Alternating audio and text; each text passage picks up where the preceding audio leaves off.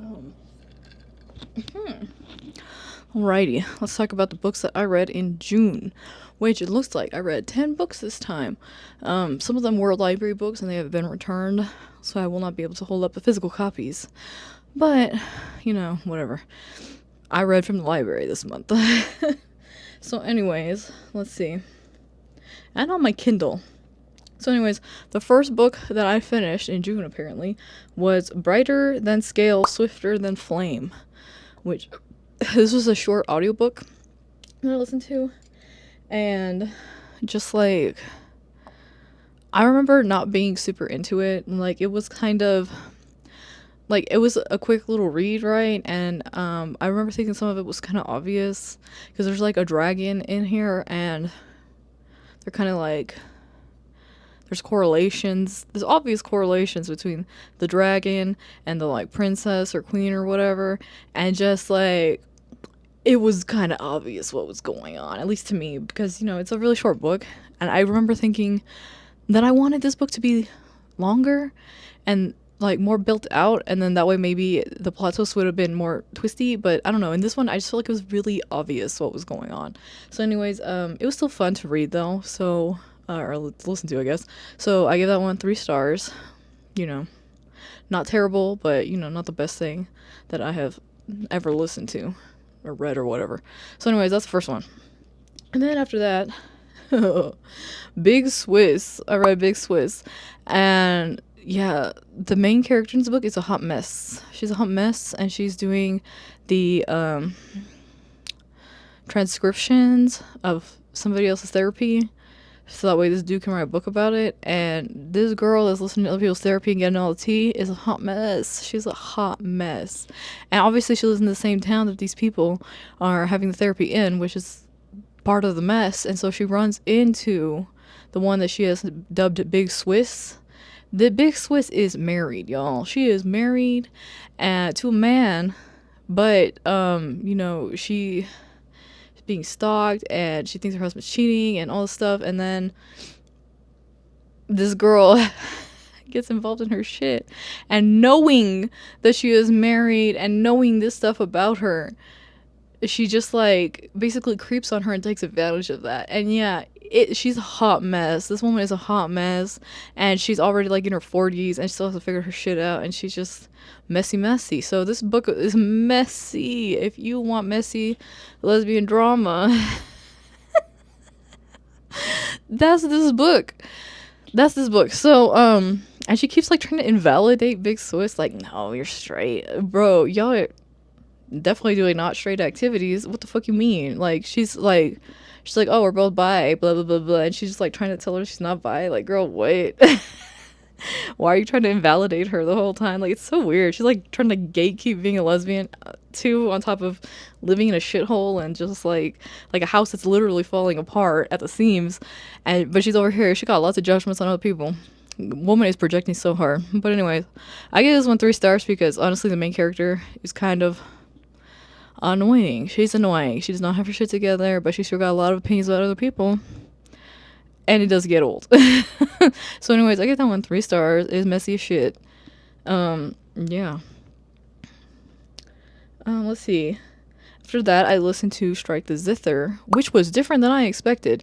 I don't know what I thought this book was gonna be, but it's a YA, so I kind of, I don't know. I don't know why I was thinking like, oh, it's YA, so I can't get that messed up. But it kind of did.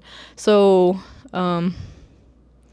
our main character is a strategist in the kingdom, and she basically is like really loyal to this one lady who's like in charge of their kingdom or their area. There's a lot of conflict between, like, I want to say, if I remember correctly, it's like the north and the south, and so there's a lot of fighting, and she's a strategist, so they're trying to trying to navigate all of that. But yeah, girl gets got. I think this is the only book I mean, let me not say. Let me not say, but this book took twists that I have probably never read in books, really, and like did not expect. This book just took twists that I did not expect, and I think it's a duology, and I will listen to the second one. But yeah, like, girl is more cunning and conniving than I kind of expected. And I don't know. I don't know. I just don't know what I thought this book was gonna be, but I did not realize that it was gonna be like basically kids acting like full blown adults, like to the level of conniving and like manipulation and shit. Like this is court politics, but in like more of like an Asian fantasy setting. So yeah, I don't know, like girl's crazy, but like smart crazy. So anyways, yeah, shit goes down. There's fighting and stuff more. But anyway, so yeah, intense. But I gave this one 3.5 because she also had like a little romance with this boy, and I was just like I don't know, like I had a hard time believing that. I was like, what? Why would he be loyalty? I don't know. Some of it I was just like, it's a little bit of a hard sell. So anyways, yeah, 3.5. But I would still read the sequel, or yeah, and finish out the duology. After that, I read the arc of Tenderly I Am Devoured. That is out now. Yeah. That drops July 1st. And so I liked this book. It's dark, it's vibey. It is described as like a gothic book. And yeah, that's accurate because this girl, our main character, is so good at attracting people that just want to like control her and own her and manipulate her. And there's just lots of craziness. There's a lot of crazy people, but the book is such a vibe, and everyone's a little gay. Literally, everyone's at least a little gay in this book, and so there's just like a combination of things going on. It is a romance book. She does get technically, I guess, married to a god, but he don't even. He's like, I own you, but also I don't care that much. His way of possessing her is like different from how like humans possess people, so that part's interesting. Yeah, so I thought the dynamic was very interesting in this book to read. Like, but it is like dark and vibey, but then also by the ocean. So if you want like a dark ocean vibe or beach vibe, they don't really go down into the ocean. They're more in like salt mines and stuff that are by the ocean. And so yeah, there's a lot of imagery like that and swan imagery because the little god, he can turn into little the god that she's like married to or whatever, he can like turn into a swan.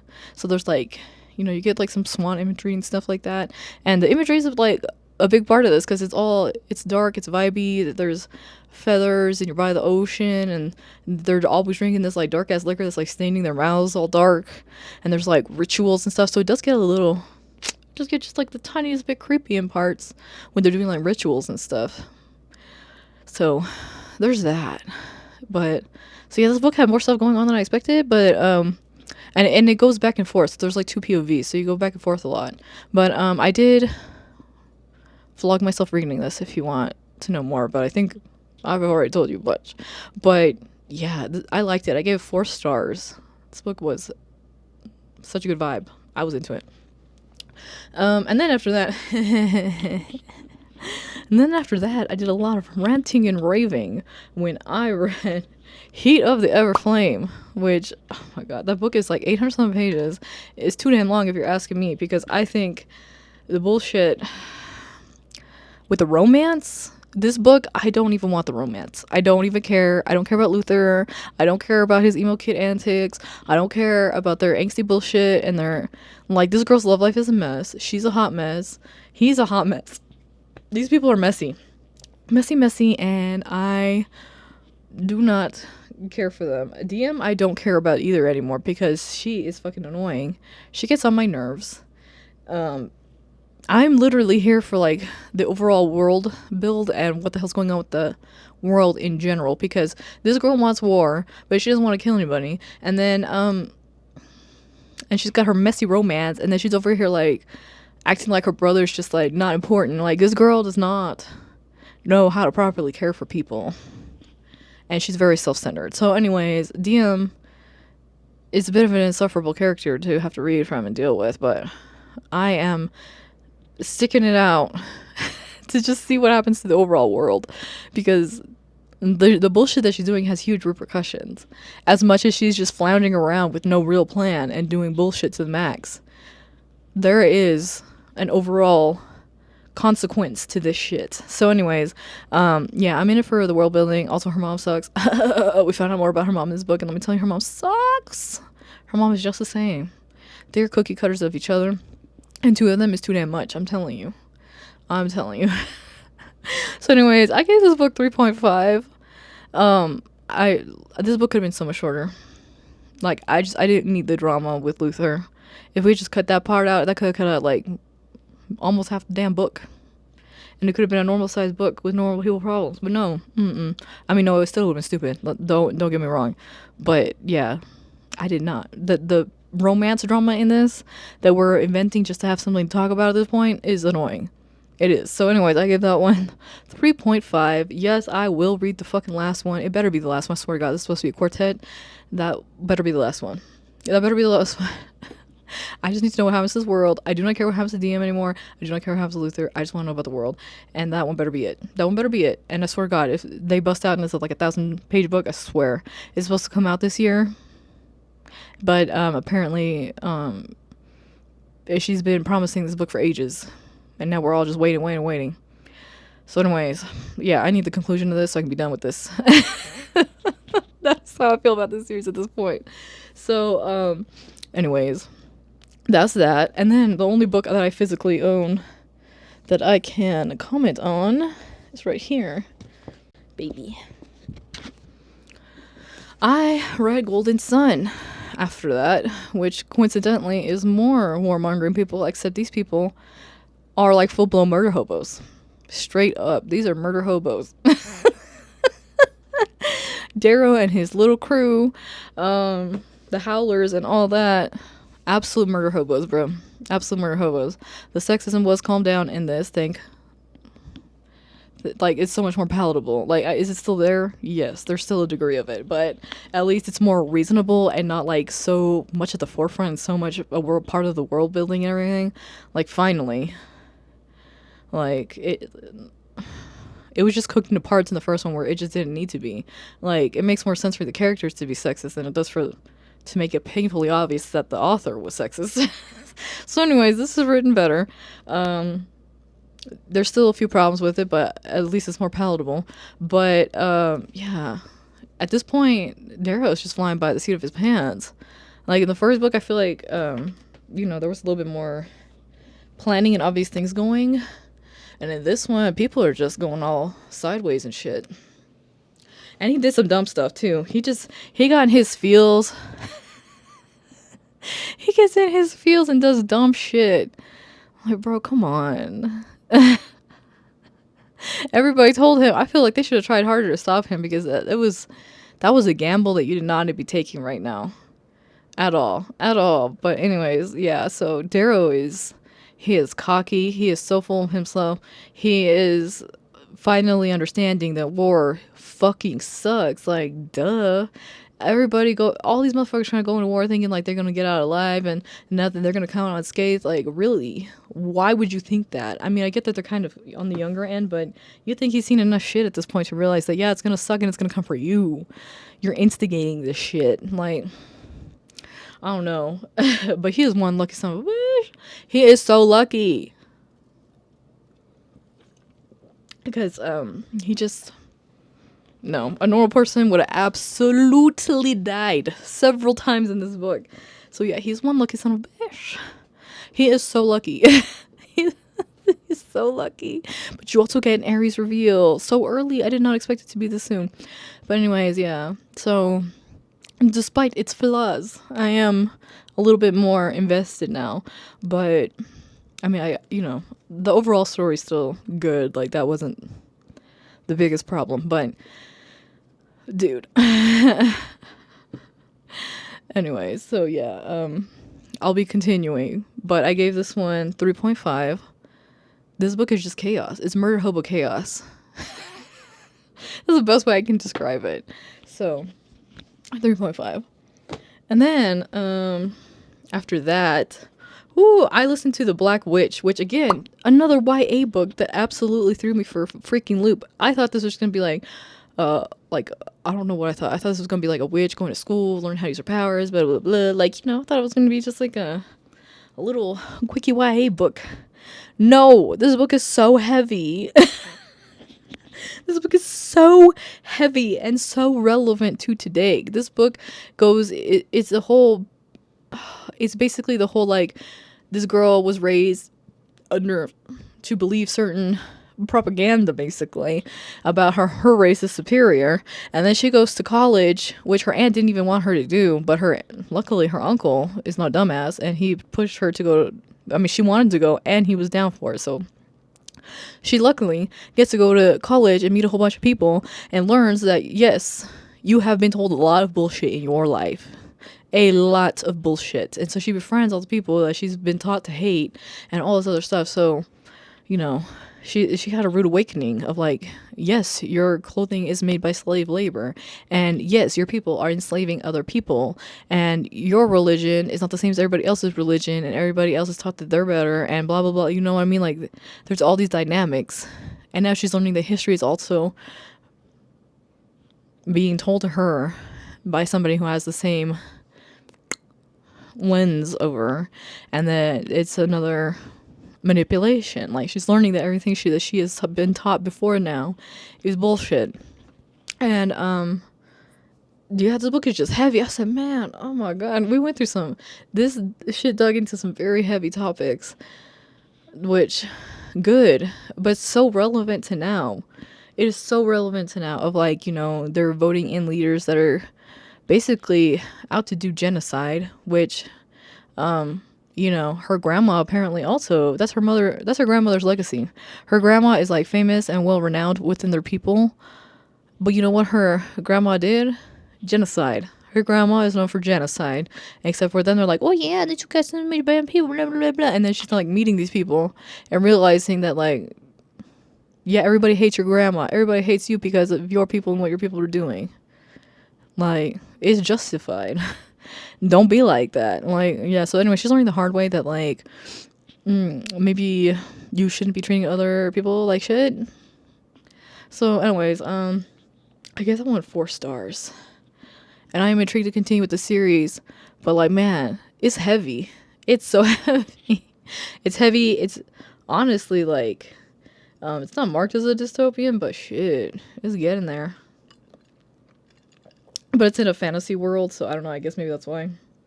It's not as, cooked into regular life. Because there's, like, demons and shifters and whatever. But it's just, there's just a lot going on. Anyway, yeah, so I'll be continuing that series. And yeah, 4 stars. Sheesh. And then after that, I read Solo Leveling Volume 9. Do I remember specifically what happened in this volume at this point? No. I remember that I liked it, and I read it really fast, and it was very fast paced, and there was a lot of fighting, there's a lot of crap going on. Per usual. Per usual. I gave this volume 5 stars. 5 stars. Like, we're reaching, like, a peak. Oh, no, it's coming back to me. I remember why I gave it 5 stars now. It's because we're finally finding out about the system that is making our main character level up. Like, the whole point is that he's solo leveling, right? And that every time he fights, he actually levels up and he can become more powerful, and there's no limit to that. Like, he can just keep going, keep going, keep going. He's going to basically become the most powerful hunter to ever exist. And like, so you finally find out in this one more about the system that's doing that, which is satisfying, because I was gonna say, if they just left it hanging and never explained this, then I was gonna be, I feel like a lot of stuff does that, but it's like, it's so much more satisfying when you actually get an answer. So yeah, we kind of got an answer on this one. But the series does continue, because, I don't think he has, like, all the answers, obviously, but you do finally get more insight. And so, yeah, I'm invested. Now I'm just waiting for the library to get the next one, because I'm reading this one completely through the library. Physical copies, so now, they barely got volume 9, and I tore that up. Now, I gotta wait for them to get volume 10, so I should probably, immediately get on the wait list for that. Let me see if it's available already online to put on hold, because I will be doing that. That was good. So anyways, after that, I read on my Kindle the Stardust Grail, which this was a sci-fi pick that ended up being the book of the month for Sunlight Book Club I'm in. So anyways, we picked the Stardust Grail, and I did vlog myself reading this, but the main character, she kind of, I don't know, I feel like she's kind of maybe overly attached to her friend, who is an alien from, well, we don't even know, their home world I think got destroyed.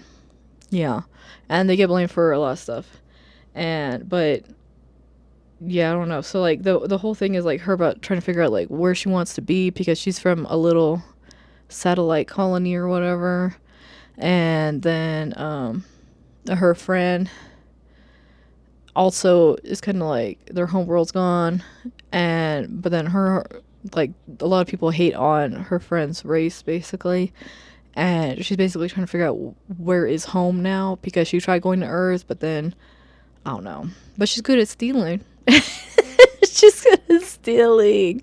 She's like, no, like, she tries to go to Earth and get her degree. She's going to Princeton. She's like, yeah, I'm gonna go eat some ice cream. Like, she just wants to like do normal stuff, but at the same time, like, it doesn't feel right to her, because she wants to be with her friend out in space again.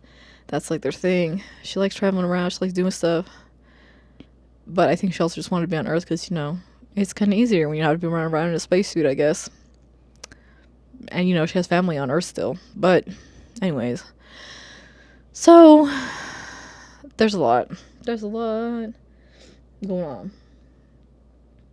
But the ending of this was kind of open-ended, but all at the same time, it's obvious that the little group is just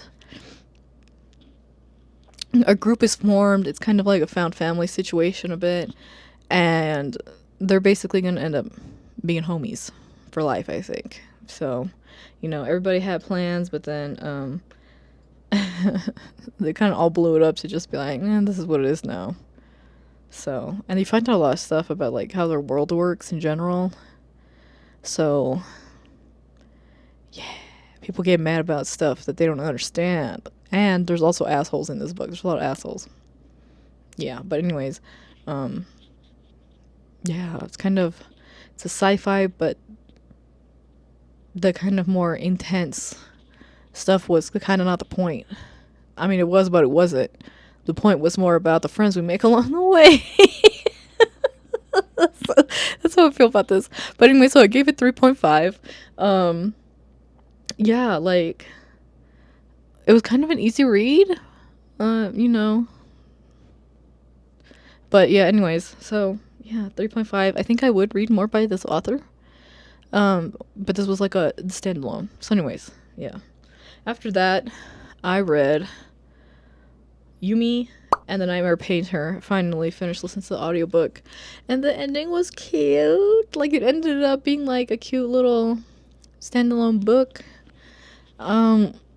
This one, I feel like it's more like they saved each other, because there's Painter and Yumi, except Yumi, the whole thing is like her trying to figure out what she's supposed to be doing, like with the whole like they switch bodies or like switch to each other's worlds or whatever, and like so they keep trying to figure out like where the hell is this world that she's from, and where the hell is his world in like the galaxy and all this stuff, and it's like, or in the Cosmere, it's the Cosmere, but yeah, like, and like, so the answer to all of that ended up being kind of messed up, but you do get the whole solution in this book, which is nice. It's not a series. It's one of his secret projects, but this book was cute. It was cute, and I liked it. But I also kind of feel like it is technically a fantasy book, but it's also kind of a sci-fi. It's like, it's a blend. I feel like it's a sci-fi fantasy combo, whatever. But it just ended up being cute. So yeah, Like, Yumi gets basically unstuck from her very strict lifestyle, which was nice. And then she kind of helps Painter getting good with his friends again because he has beef with them. I mean, he did lie and he did kind of suck a little bit, but yeah, I think she kind of helped him get out of his funk, and he helped her get out of her funk, and everybody's happy at the end, which is nice. So it ended up being cute. It ended up being cute, and I gave it 4 stars. Like, it was an interesting time, and there was some funny parts, and I was here for it. So, anyways, those are the 10 books that I read in June, and there you have it. It was a good reading month.